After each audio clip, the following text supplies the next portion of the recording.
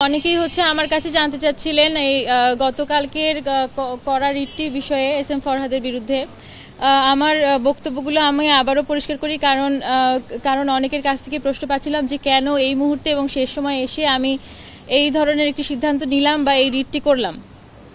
প্রথমত আমি গতকালই বোধহয় বলেছিলাম যে ডাকসুর গঠনতন্ত্র অনুযায়ী ডাকসুর গঠনতন্ত্রের 2-এর এতে যেটি আছে সেটি হচ্ছে মুক্তিযুদ্ধের স্পিরিটকে ধারণ করা এবং সেটি সমুন্নত রাখা।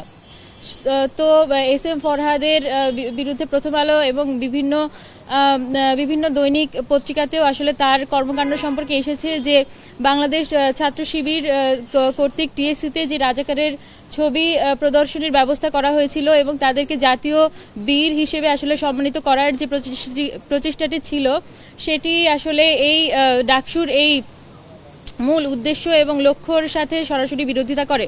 এবং এস এম ফরহাদ তিনি আসলে বাংলাদেশ ছাত্র শিবিরের জিএস হিসেবে এখন পদে আছেন।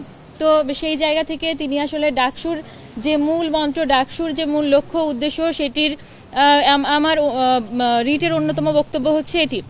আপনার প্রিয় কাপড়ের যত্নে এলো এনজাইম সমৃদ্ধ Arik silver wash detergent powder 500 গ্রাম মাত্র 70 টাকা। প্রিমার্ক। এই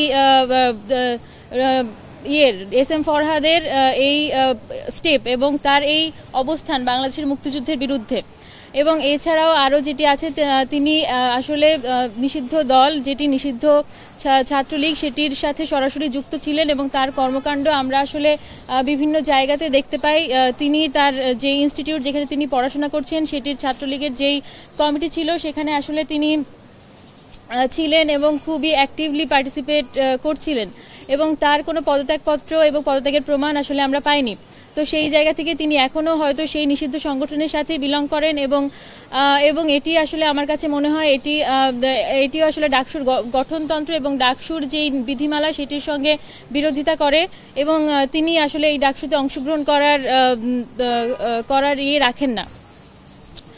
তো এই দুটি মূল বক্তব্যের উপর ভিত্তি করে আমার রিটটি করা হয়েছে। আর গতকাল যে প্রশ্নটি করেছিলেন সেটির উত্তর দেয়া হয়নি, সেটি হচ্ছে যে কেন এই শেষ সময় এসে আমি এই কাজটি করলাম বা এই রিটটি করলাম, এটি কি আসলে নির্বাচন বানচাল করার কোনো পরিকল্পনা কিনা। আমি পরিষ্কার করে বলতে চাই যে না, ডাকসুটি হোক, এই ডাকসুটি আমাদের জন্য খুবই গুরুত্বপূর্ণ।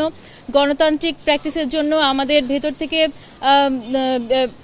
থেকে মুক্ত চিন্তা, অসাম্প্রদায়িক এবং গণতান্ত্রিক নেতৃত্ব তৈরি হওয়ার জন্য আমার মনে হয় এই ডাকসুটি খুবই দরকারি, এবং এই ডাকসু নির্বাচন বানচাল করার জন্য এটি করা হয়নি। এবং সম্পূর্ণ এই দুটি পয়েন্টের উপর ভিত্তি করে আমার রিটটি করা হয়েছে। এরপরে হচ্ছে